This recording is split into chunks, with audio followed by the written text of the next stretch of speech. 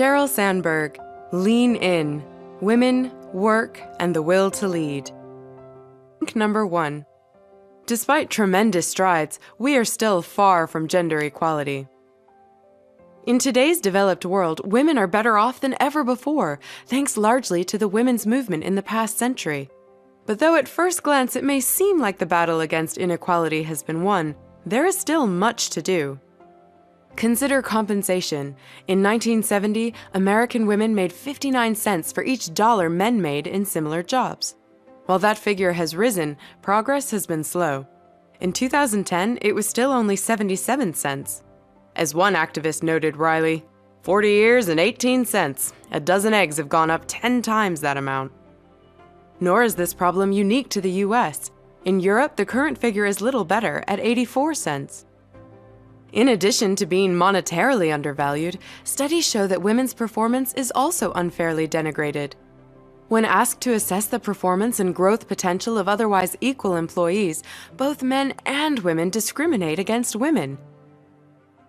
But surely this applies only to the ignorant and misogynistic, whereas we enlightened individuals would be fair. Surprisingly, the same studies show that the more impartial the evaluator claimed to be, the more they actually discriminated against women. This kind of benevolent sexism is far more dangerous than the overtly hostile kind, for the perpetrator usually has no idea how his or her attitudes hurt female colleagues and thus feels no compunction to reassess them. At home, too, inequality lingers. For example, it is broadly assumed that it is a woman's job to raise children. When asked whether they expected their spouse to step off their career track to raise children, 46% of the men surveyed said yes, compared to only 5% of the women. Number 2. Women are still conspicuously absent from leadership positions, partially due to the leadership ambition gap. Nowhere is gender inequality more evident than in leadership positions.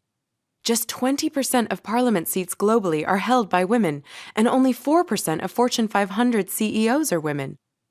These figures are striking because in the realm of academic achievement, women on average fare better than men, earning 57% of all undergraduate degrees and 60% of master's degrees in the US. Yet somehow, this flood of competent women entering the workforce becomes a trickle by the time they reach the leadership level. Many factors contribute to this phenomenon, but one of the most important is the leadership ambition gap. Studies show that men are more ambitious and more likely to want to become executives than women. Why? Gender stereotypes are one driver. Women are not expected to be ambitious and career-oriented, and those who violate these expectations can be labeled as bossy or worse. These stereotypes, enforced since childhood, can pressure women to temper their career goals. Similarly, whereas most men automatically assume they can have both fulfilling personal lives and successful careers, women are constantly told by society and the media that eventually they will have to make compromises between career and family.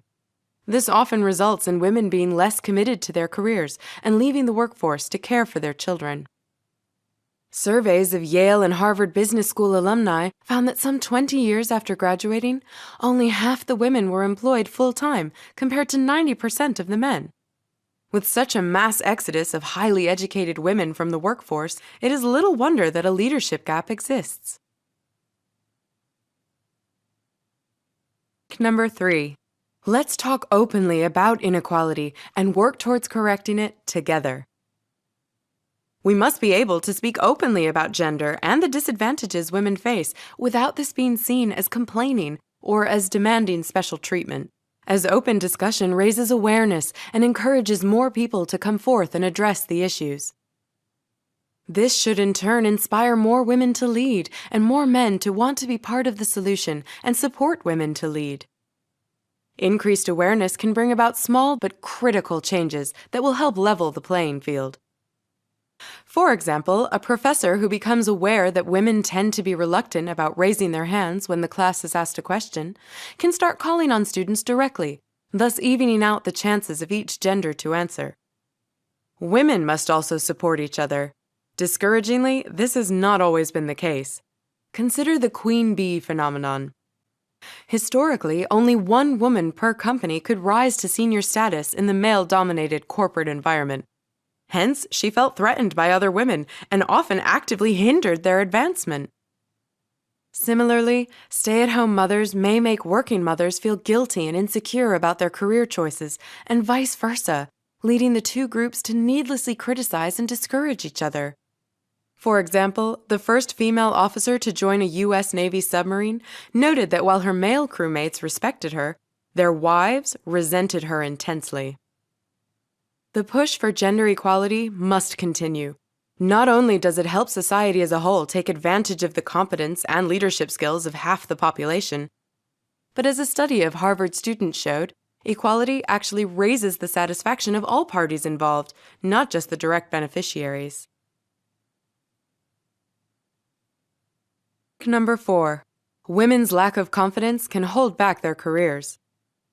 In addition to the many external obstacles that impede women at work, they often face a battle from within: self-doubt.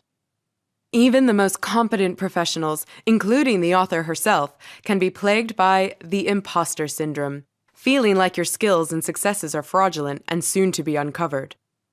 Women tend to experience imposter syndrome more intensely than men, and in general underestimate their own abilities. Studies across a multitude of industries, such as medicine, law, and politics, show that women tend to judge their own qualifications and performance as worse than they actually are, while men do the opposite and tend to be overly confident. Similarly, men tend to attribute their successes to their own innate skills and blame external factors for their failures, whereas women credit their successes to external factors and blame their innate abilities for their failures. These misperceptions breed further insecurity in women, and insecurity can hurt your career. It takes confidence to promote yourself at a senior job interview or to pull up a chair at an executive meeting. Self-doubt can also cause women to forego great career opportunities because they consider themselves unqualified. However, in a fast-moving world, you cannot wait for perfectly tailored positions to open up. Instead, you must seize the initiative, grab opportunities, and make them work for you. In short, you must lean into your career, not lean back or stand aside. So, what to do? Though you can't will yourself to become confident, sometimes faking it can help. Acting and carrying yourself as if you're confident can often transform into genuine confidence.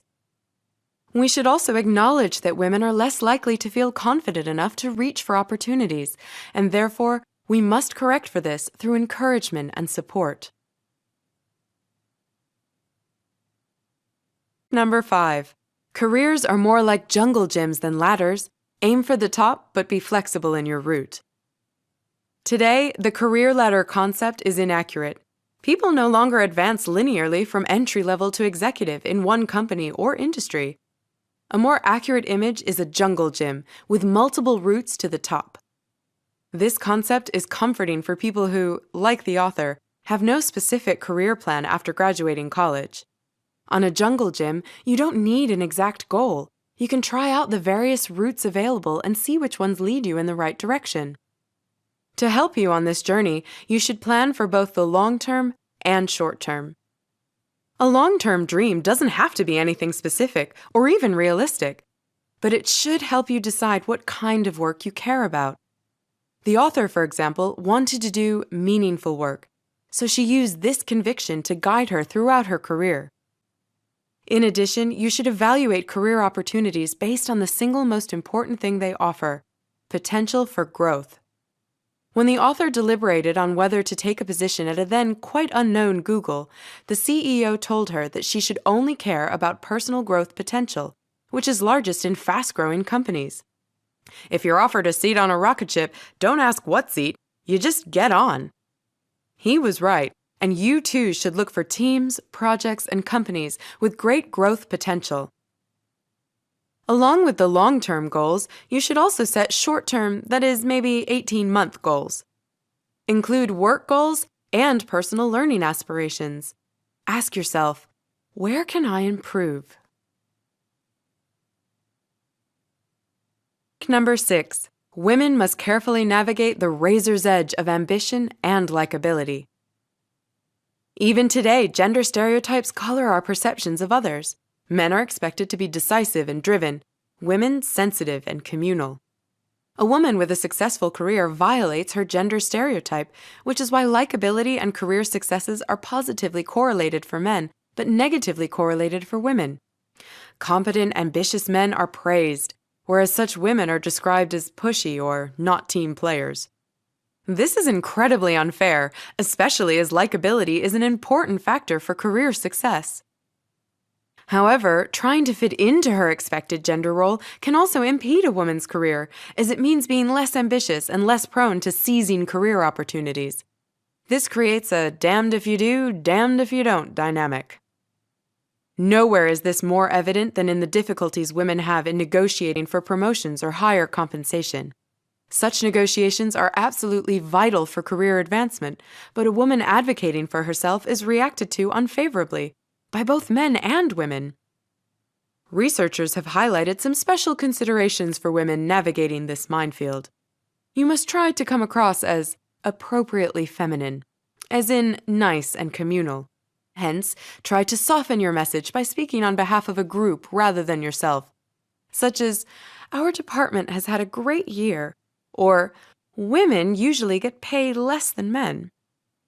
Unfortunately, to overcome gender biases, women must also legitimize the very act of negotiating, for example, by quoting industry compensation benchmarks or by mentioning that someone more senior, like a manager, suggested they negotiate. One can hope that as powerful women become less of an exception, such acrobatics will no longer be required. Number 7. To foster effective communication, practice and encourage authenticity and appropriateness. Authentic, honest communication is essential in the workplace. It strengthens relationships, allows unwise decisions to be challenged, and helps people broach uncomfortable topics. Yet many people, especially women, fear that speaking honestly at work can make them seem negative or unduly critical.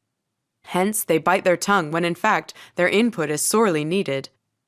This is why leaders must do all they can to encourage authenticity by asking people for feedback and suggestions, as well as by publicly thanking those who have been honest. The key to effective communication in any environment is to mix authenticity with the appropriate consideration for other people's feelings. Be delicately honest, not brutally honest. This is easier said than done, however. Don't confuse appropriateness with beating around the bush. For example, don't say, "Though I have faith in your analysis, at this time I feel uncertain about the possible downsides of your proposal," when you really mean, "I disagree with this idea." Sometimes humor can be an effective way of broaching a difficult subject. For example, one Google executive was having trouble initiating an honest discussion with a seemingly hostile colleague until he asked her jokingly, "Why do you hate me?" Rarely is there an absolute truth in any situation. Hence, to communicate effectively, you must first try to see things from the other person's perspective. Try, for example, to reflect aloud on their position. "I understand you're upset about this because you feel," etc. Also, when you make statements, try to start them with "I," rather than making them sound like absolute truths. "I feel we should," rather than "you're wrong." The former helps start discussions, the latter, disagreements. Number 8. Attract rather than accost mentors and build a natural reciprocal relationship with them. Many young professional women today seem near obsessed with finding themselves a mentor, and for good reason. Senior executives who advise you and use their influence on your behalf are crucial to career advancement, regardless of gender. Unfortunately, it is far more difficult for women than men to find such relationships. One reason is that most senior corporate leaders are men, and they feel uncomfortable mentoring young women due to the possible misinterpretations of such a relationship. But another reason is that almost every seminar, blog post, and article related to career development in the past decade has told professional women to find a mentor so they can excel, when in fact, they should excel so they can find a mentor. Research shows mentors choose their protégés based on performance and future potential. Hence, a flat-out, "Will you be my mentor?" to a total stranger is unlikely to work. Delivering an outstanding performance can definitely catch a would-be mentor's attention, but it is not the only way. Approaching a senior executive with a specific, well-prepared inquiry every now and then can spawn an ongoing relationship too. Even occasional brief chats or email exchanges can constitute a relationship that is just as beneficial as formal mentorship. After all, it's the relationship and degree of investment that counts, not the label. Whatever you do, remember that mentoring is a reciprocal relationship in which the mentor also gains useful information as well as a sense of pride from seeing the mentee grow. Respect your mentor's time and expertise. Don't just meet to catch up or to complain. Finally, consider that your peers can also be valuable mentors, for they often understand your situation better than any executive could. Number 9. Equality means a truly equal partnership at home, too. For women to successfully combine a fulfilling career with raising a family, a supportive partner who is committed to equality at home is vital. A 2007 study of well-educated women who left the workforce showed that 60% cited their husbands as a critical factor in that decision, referring specifically to their husband's lack of participation in childcare and other domestic activities. So, how equal are homes today? According to recent data, in U.S. households where both parents are employed full-time, the mother still spends 40% more time on childcare and 30% more time on housework than the father does. Sometimes it is the mother herself who pushes the father away from child-rearing duties by criticizing him whenever he cares for the baby. "That's not the way to put on a diaper. Stand aside and let me show you." The end result is that the father becomes less and less involved, leaving the majority of the work for the mother.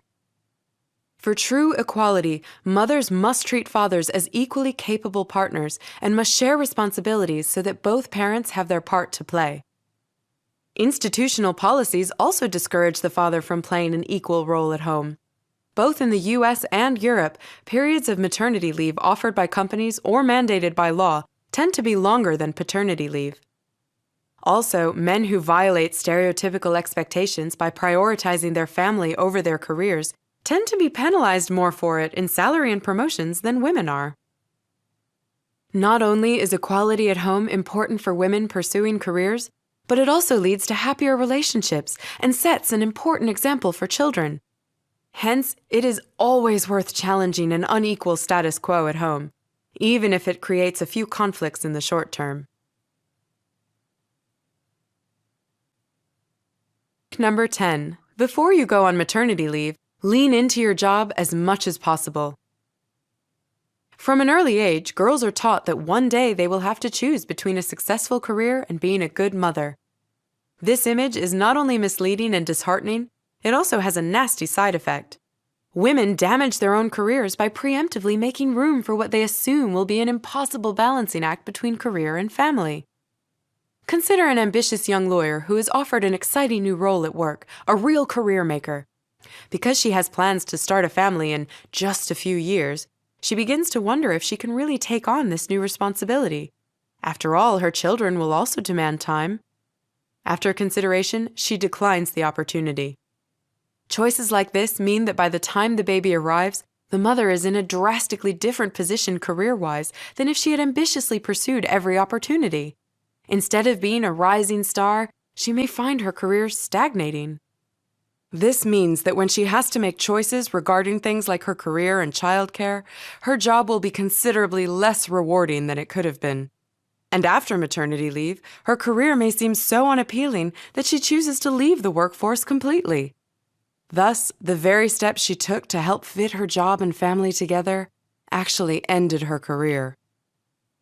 The years and months preceding motherhood are not a time to lean back, but a critical time to lean in as much as possible. Don't hit the brakes at work until you really need to.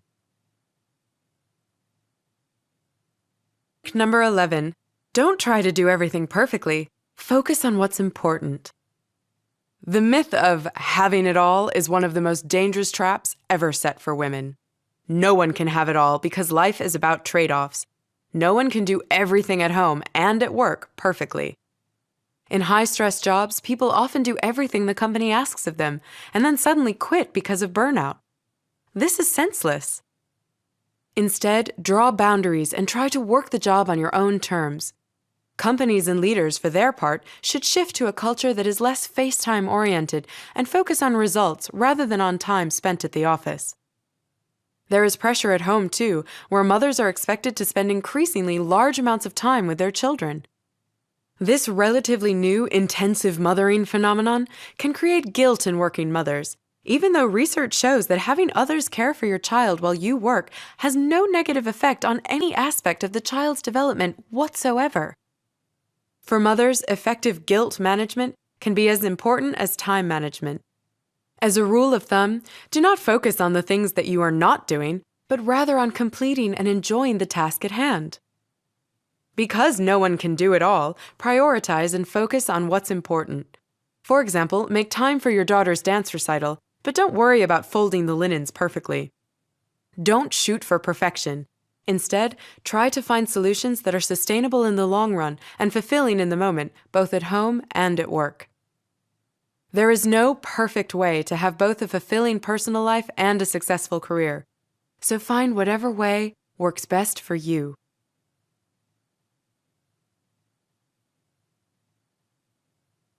The key takeaway of the book is that despite tremendous strides in gender equality in the past decade, women are still conspicuously absent from leadership positions. This is due to external factors such as lingering gender biases and stereotypes, as well as internal pressures such as lack of confidence and anxiety over the challenges of combining a career with raising a family. Working to address and correct these issues benefits not only women, but society as a whole.